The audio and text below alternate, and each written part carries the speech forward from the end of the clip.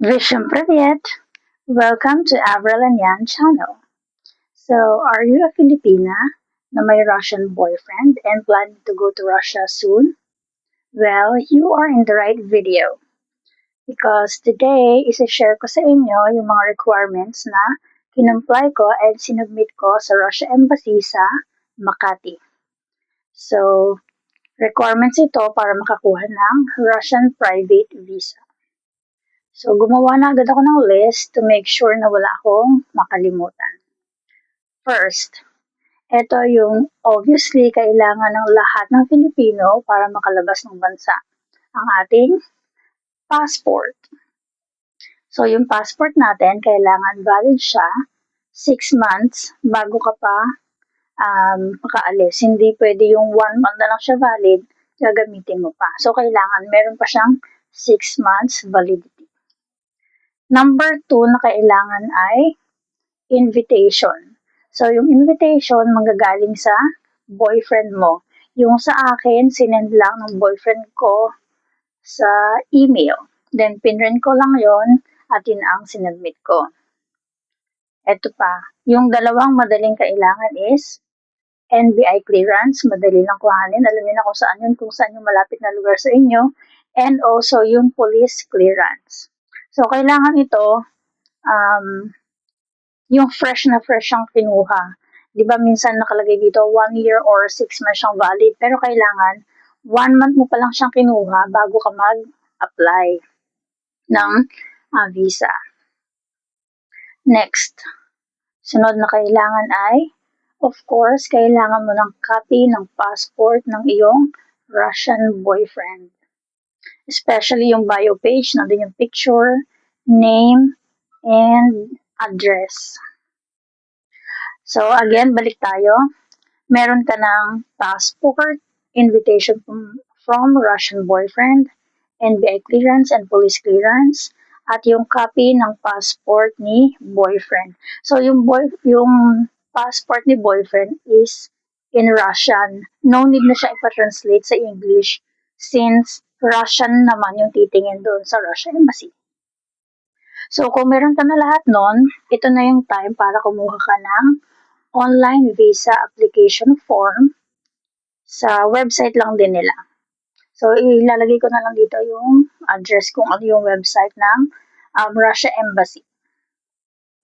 So, eto pala. Gumawa ako dito ng sample online visa application form. So, ito siya. Ganito yung itsura niya. 2 page. Ito yung first page and the second page. So, himay-himayin natin. Sa first page, ang nakalagay lang dito is nationality mo, syempre Philippines, surname, kung ano yung surname na nag-appear sa passport mo, and your name, your birthday, female, and details of your passport, passport number, date of issue, and hanggang kailan valid ang passport mo. Purpose of visit, since private visa itong pinag-uusapan natin, so private siya. Category and type of visa, common private, and may number of entries. Kailangan din ay ilagay mo na dito yung date of arrival and departure. So, kaya mauuna dapat ang invitation kasi sa invitation nakalagay na doon yung invitation number at yung invitation number mo ay kailangan ilagay siya dito sa first page ng application form. Next,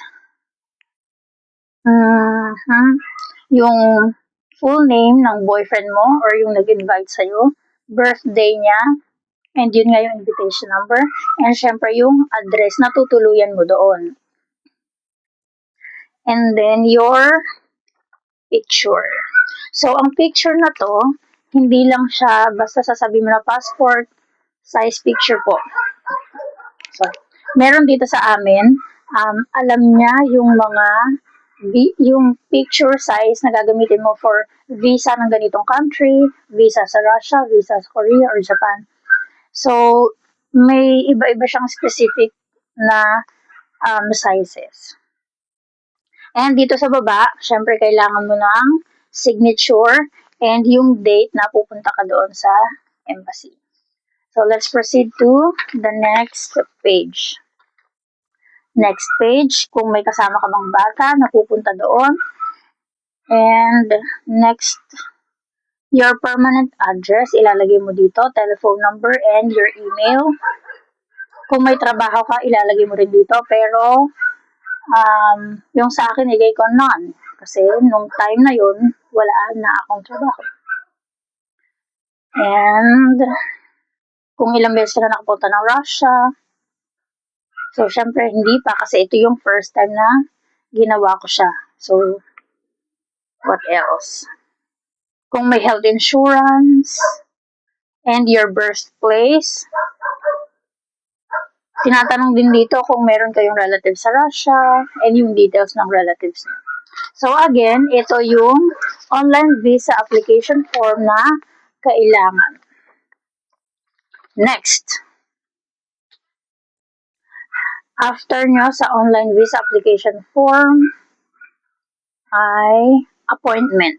So, hindi kayo papapasukin ng guard kung wala kayong appointment. Ganito naman ang itsura ng appointment. Ay, ano lang to, bali sa email. So, baka ilalagay ko na lang din dyan yung email ng embassy, Russia Embassy, para makahingi kayo ng appointment. So, sa akin, via email siya, ganito ang itsura niya.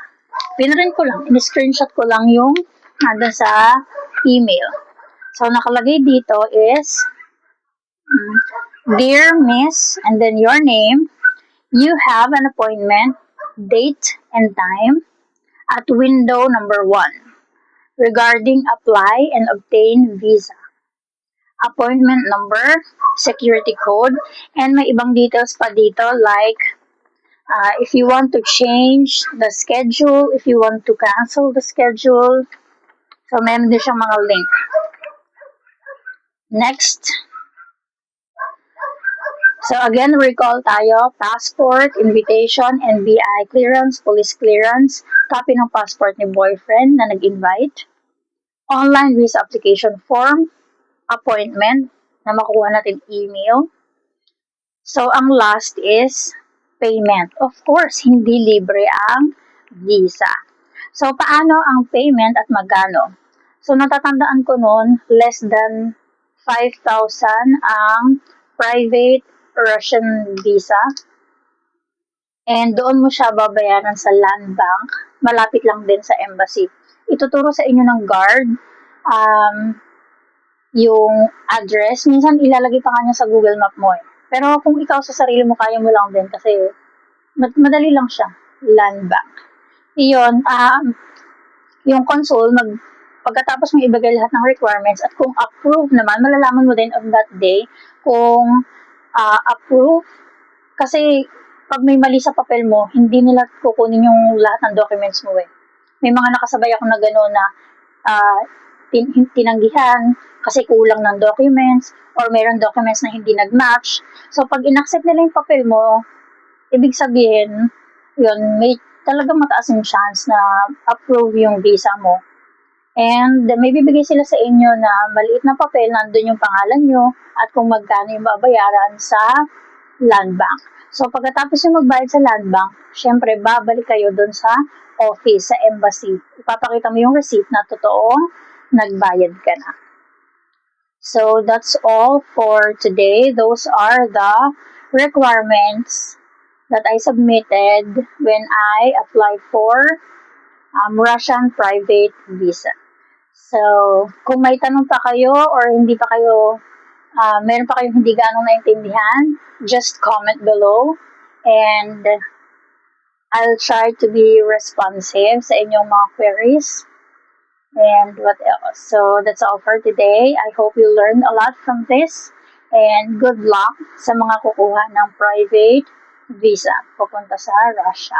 Paka-paka!